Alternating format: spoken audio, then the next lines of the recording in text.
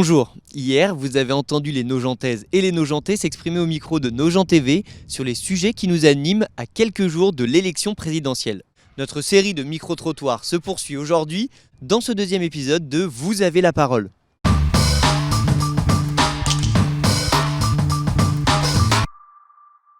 Dans quelques jours maintenant, il y a une élection évidemment, on le sait tous, qui arrive. Oui. Vous, c'est quoi les changements que vous espérez, ou plutôt sur quel sujet vous espérez des changements une fois cette élection passée ? Il y en a plein de changements sur l'élection présidentielle, surtout avec ce qui se passe en ce moment. Donc chez nous, là, on a une augmentation de tout. Et les prix du carburant qui grimpent d'un jour à l'autre. Au niveau de l'essence et tout, là, c'est catastrophique, mais on sait très bien pour quelle raison. La crise de la guerre de l'Ukraine, ça n'arrange pas du tout les choses. Je sais que l'État taxe beaucoup le gasoil. Je crois qu'il prend 60 ou 70%. Donc pourquoi pas taxer les grands groupes et nous laisser un petit peu nous tranquilles, le petit peuple. Là, notre salaire va vraiment dans la partie de l'essence, quoi. Et les personnes vont arrêter de travailler. À partir de là, ça va être des arrêts maladie, des accidents de travail. Même il y en a qui vont le faire exprès. Donc c'est très grave. Le coût de la vie devient de plus en plus élevé. Je crois qu'on parle d'inflation qui galope. Donc ça devient très compliqué. Moi, au-delà d'être fonctionnaire, je suis aussi mère de famille. Donc ça devient compliqué un peu de subvenir aux besoins de toute ma famille. Donc si ça pouvait un peu changer, ce serait une très bonne chose. On est en train de tirer sur la corde tout le temps. Mais bon, tout augmente. Les loyers augmentent, l'eau, l'électricité, le gaz, enfin tout. Donc on est toujours en train de tirer, quoi. On va m'avancer des budgets économiques, mais concrètement, dans la vie de tous les jours, on ne le voit pas. Mais par contre, on voit les prix qui augmentent. Ça, on le voit. Moi, ma fiche de paie, elle n'a pas changé, quoi. Je veux dire, au bout d'un moment, si je fais un comparatif, fiche de paie, prix de l'essence, il y en a un qui s'envole et il y en a un qui diminue. Donc, nous, on veut voir du concret, en fait. On a des jeunes couples qui n'ont pas les moyens de partir en vacances avec leurs enfants parce que on touche rien en salaire. Et les retraites, on n'en parle même pas. Pour le pouvoir d'achat aussi, qu'est-ce qui pourrait être fait pour justement l'améliorer ? En fait, pour le pouvoir d'achat, je pense qu'il faut encourager les produits français, par exemple, pour faire la concurrence, en fait. Pour éviter la hausse des prix mondiale, par exemple. Il y a une hausse des prix à cause de la guerre, par exemple. Nous, il y aura nos produits, nos trucs. On n'est pas relié à d'autres pays. J'aimerais qu'ils mettent un salaire où on pourrait vivre sans passer notre temps à compter notre argent, en fait. Sans faire, par exemple, 5 ou 6 magasins pour arrondir les fonds, en fait, pour celui qui est dégourdi. Qu'il soit à hauteur de ce qu'on vit, en fait, parce qu'ils savent mieux que nous comment ça fonctionne. Ils connaissent l'économie. C'est eux les professionnels, c'est pas nous. Je ne suis pas un fainéant qui va dire plus d'assistance, non. Mais donner l'opportunité aux uns ou aux autres de travailler, de gagner mieux, puis après on fait les comptes à la fin, tout simplement. La TVA, tout le monde la paye. Donc si on la baisse, tout le monde va en profiter, même ceux qui ont les moyens de pouvoir vivre considérablement bien en France.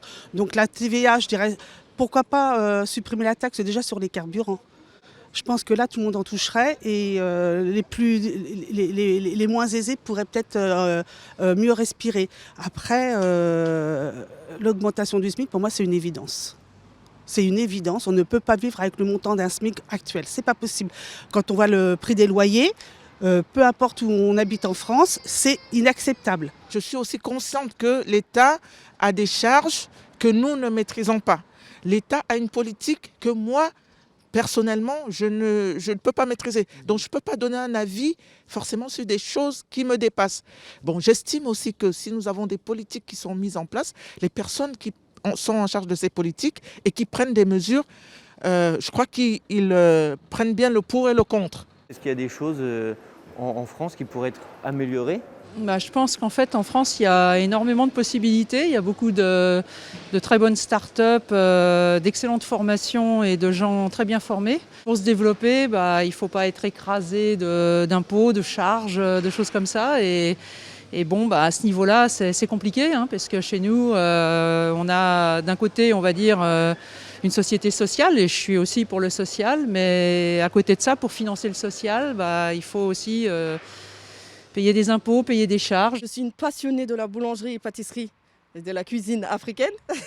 D'ailleurs, je compte acheter un camion parce que je viens d'être entrepreneuse en plus de ça. C'est que je touche par rapport à mes prestations, par rapport à la formation, ce que je touche, ça veut dire que je ne touche pas le SMIC par exemple. Avec 4 enfants, c'est très difficile. Mais je fais des sacrifices. C'est-à-dire que je sais que c'est un choix. Voilà, c'est un sacrifice. Et derrière, je n'ai pas d'accompagnement. Et parfois, j'ai envie de lâcher un peu prise. Mais je me dis non. Parce que si je réussis, c'est mes enfants. C'est pour mes enfants, c'est pour moi. C'est ça qui me donne la force encore. Voilà. Mais ça serait bien quand même que l'État fait en sorte de nous accompagner jusqu'au bout des projets et qu'on s'installe bien et qu'on voit, en fait, l'État était là jusqu'au bout, de début jusqu'à la fin.